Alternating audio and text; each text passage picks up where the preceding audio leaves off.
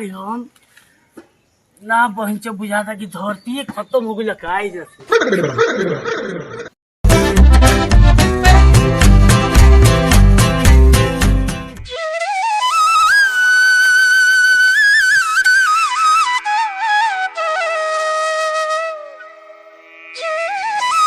मर जाएंगे। अरे तेरा बहुत फिर पी के आगे ले रहे ते मुंह में का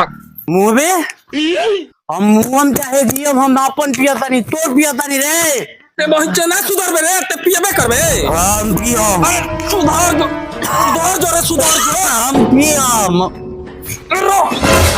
ते ना सुधर बे हमरा के हमर बाप दादा सुधारिए ना पहले ते हमरा के सुधार देबे रे। अरे बाप पर नत जो आ ते पी लियनु तो घर में हमरा न तई है घरे मत है घरवा खाली तोरे बाप के का रे। अरे देख भसोर ना हैं घरवा तोरे बाप के खाली हो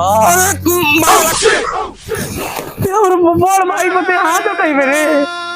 सब तोरा के हाथी बूटी से गाल दो कर देनी बोर ने तू अब एकर बहिन छु ना भैया तू हमर बड़ भैया हो हम तारा हाथ न उठाई एकदम हाथ हम तारा हाथ उठाई हम तारा आई रे दादा मार के ये किलोमी केड़े कोई रंग रे दादा अब की तार बहिन चोदरा सुधाला तो फफेली फोड़ दे अब तो तोर घर दुआर छीन के बटा के रही छीन के तो चल पापा जी भी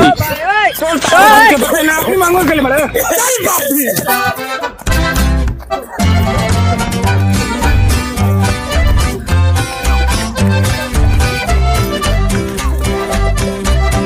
ए पापा हमने के बंटवारा कर दो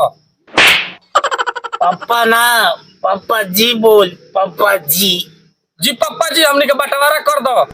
हां तो हम सोचते रही कि तोनी के बंटवारा कइए दही देखा सन मोटरसाइकिल भी हमारा भी एगो तेल भरवाई होई आ सर्विसिंग कराई बेते आ चलाई हम पापा जी डन तो ठीक बा अब खेत के बंटवारा कर लेवल जाओ देख बोबे ते काटी होई आ खाई हम जी पापा जी सब सही से बंटवारा होता नु दम बंटवारा हमार मन जी कुछ होता भैंसों के बंटवारा कर लेवल जाओ हमारा पास भैंस भी है एक चारा खियाई बेते दूही आ दूध पियम हम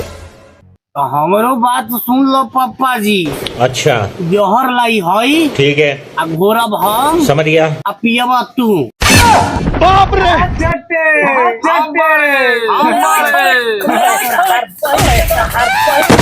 काम के ना काज के आ दुश्मन अनाज के तहर पहुंचे दल बाप के जोहर देख के मुंगावे के फ्रेम लागल पड़ा लो ठीक कोटा बेटा अरे बाप मोर के मुंगा ये दिया चल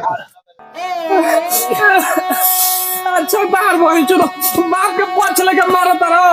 लड़की खोजम या हमनी के अब बियाह करबा तू ठीक है। आ सुहाग रात मरे पापा जी चल रे बड़ा मारा तो पिटाई ना लो चल तू का ताकत बढ़ाई जा घंटा जाके काम कर चल भटुआ लेखा खड़ा बागल दर्द दिया ये मालूम दर्द दिया ये मालूम दर्द दिया ये साला साला बाप मार के गोतरे तूर देले बतारा दर दिए नहीं के जात कहां जाता है बाबू के गाड़ी जाते हेने आवत ना ले स्टोन रख पहले पीतो अरे बबू आओ चल रे उन पे चल दे भाई दे हमरा दे आखिर काहे बाबू के गरियावत रहन तोनी के दुनो अरे का कहिए डापूत भाई बाप सारे से कहत नहीं बंटवारा करे के तो बंटवारा करते नहीं के बंटवारा करी तब नु बेच पीती और तोहरो के पिलईती साला जानता रे हमरो बाप बंटवारा ना करत रहे। अच्छा अरे ऐसन कइली नु तुरंत में बंटवारा कर देलस कहा कोई ये डापूत भाई रुका सनम तोनी के दुनो के एगो उपाय बतावतानी रुका सन नहीं जावतानी हम अरे इधर पुटावा ईटा उठा भाग चल दी ना तो मुंह आ गई अरे हेने दुना कहां है बैठो ना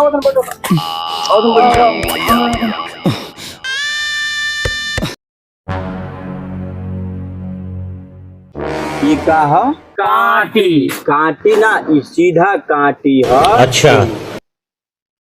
ई का ह टेढ़ा काटी ना एकरा के तोनी के काटियो बोल सकेला सब समझ गया मैं बतावा तोनी के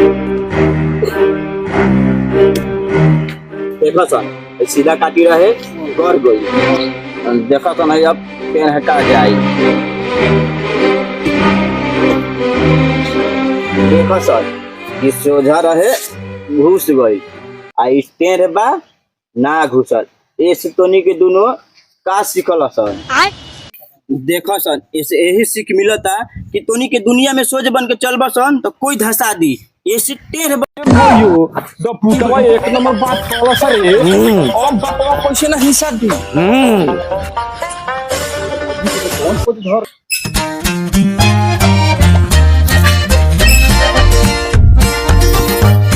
बटवारा हमको होइए के रही करावे पड़ी अब तो कोई उपाय नहीं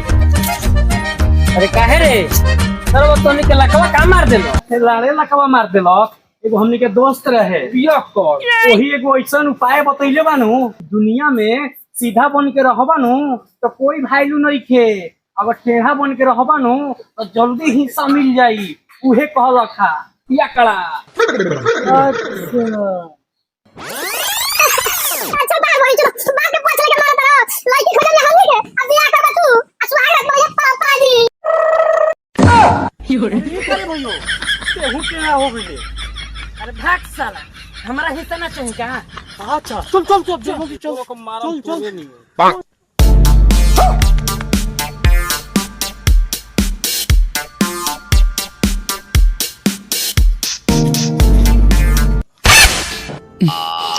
अरे पप्पा जी तू काहे टेढ़ चलत रह अरे सरवा पूरा घर के भार हमरे कंधा पर बा तो कंधा झुकिए न जाई